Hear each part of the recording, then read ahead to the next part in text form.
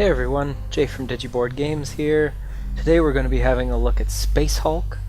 So, Space Hulk is based off of the best-selling board game, and it's set in the Warhammer 40k universe. There is a large bank of functioning escape pods in a sector well beyond our established perimeter. The enemy must not escape. Cleanse the control room. No matter the cost, this will be done. Sergeant of the squad, accept your orders. You command one squad. You will deploy your Terminators here. Scanners have detected Xeno's life signs in these areas. Deep scans indicate the target is in this area. Bathe the control room in flame, and protect the battle brother who bears the heavy flamer. If he falls, all is lost. What they did with Space Hulk is turn it into a 3D digital board game that's a turn-based strategy. It recreates the classic claustrophobic board game experience for single players, and they even added in a multiplayer cross-platform play between PC, Mac, and iOS. So basically what this game is you play as the Terminators fighting against the Genestealers. Box received, Commander. Alright, so what you saw me just do right there was I just finished placing all of my characters.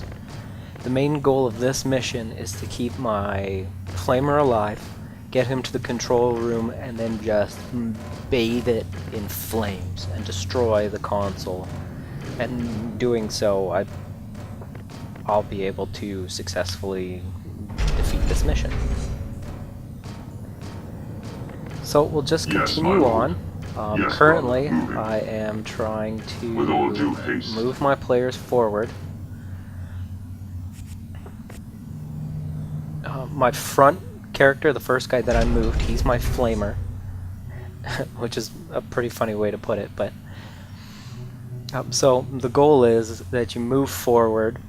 Each player has 4 action points per turn that they can use, plus your CP.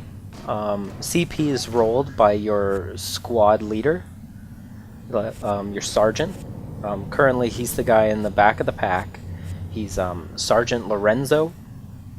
So I'll just give you a quick rundown. What you're seeing right now is the Genestealers being populated. They do that every turn. If I'm not mistaken, I think they're able to move 8 spaces on their turn, which is a lot better than our guys, but our guys are, wearing 2-ton mech suits, so it's understandable that their movement speed is hampered in a way. Alright, so currently I'm just positioning one of my brothers into a kind of a tactical spot to stop those Genestealers from coming up the back route and attacking my clan. So right now I just want to try and get my Flamer out of the way, because I think those Genestealers over there to the right are going to be able to almost get right to him. Yeah. Movement, brothers. Enemy sighted. So it was a good thing that I used my last action points to move him out of the way. Xeno's contact spotted.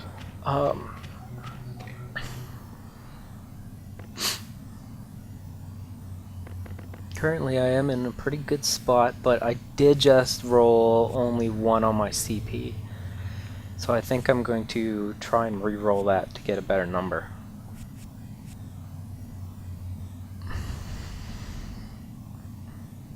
And to re-roll your sergeant, just make sure you highlight him, and then the re-roll is at the bottom left by your CP. And yeah, I only had 1 to start that turn off with, but now thanks to my re-roll I have 5, which is a lot better. And now we just need to see if we can cleanse the monstrosity. Kill these guys before they get the Flamer. Confirmed kill. So in the status window, you can kind of see what the rolls are adding up to, which is kind of nice. I would like a little bit more explanation on how the math is actually done, you know, adding up with your rolls and that type of thing, but for the most part it's great that they take care of all of the paperwork behind the scenes instead of you having to do it all yourself.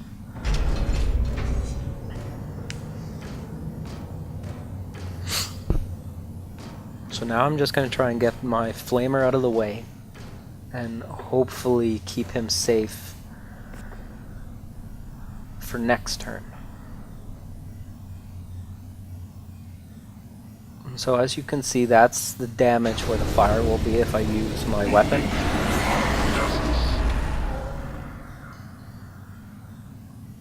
And I was able to kill one, so that'll stay up until my next turn. So that'll stop those Genestealers from moving up and getting in front of me.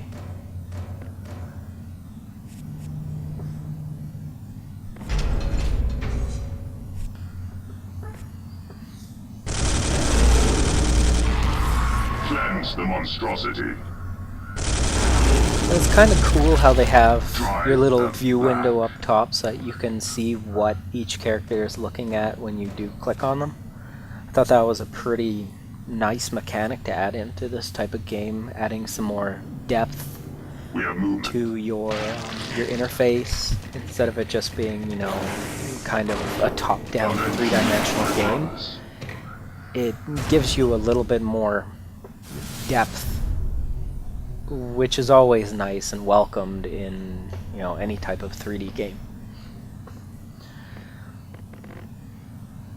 You know, Space Hulk is definitely strategy heavy, and you have to really understand what each of your characters are able to do and what your objective is for any given mission. In multiplayer, a lot of the time it's just mostly survival. Can you last this long against certain waves that your opponent's throwing at you? I haven't played too much personally myself, but I'm having some fun trying to figure out the campaign and struggle with just finishing missions on my own.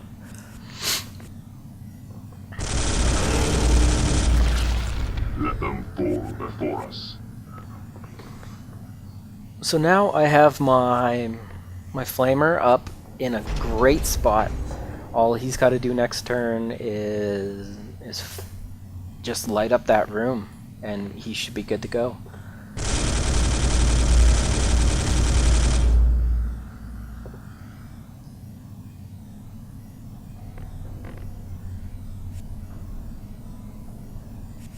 Scanning for enemy movement.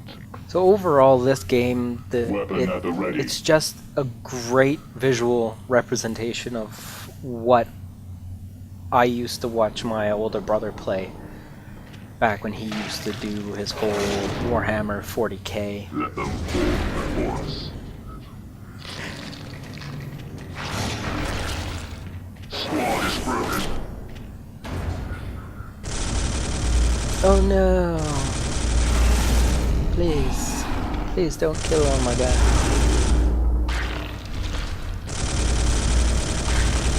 Yeah.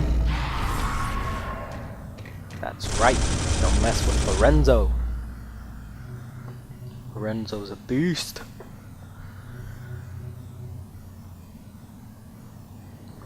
Yeah, so those Genestealers are really trying to make a push to get me to stop. But this is pretty much the last turn right here. All I gotta do is just light the control room up, make sure I get the console on fire, and I'm good to go. It is done. The fires have consumed the control room with flame.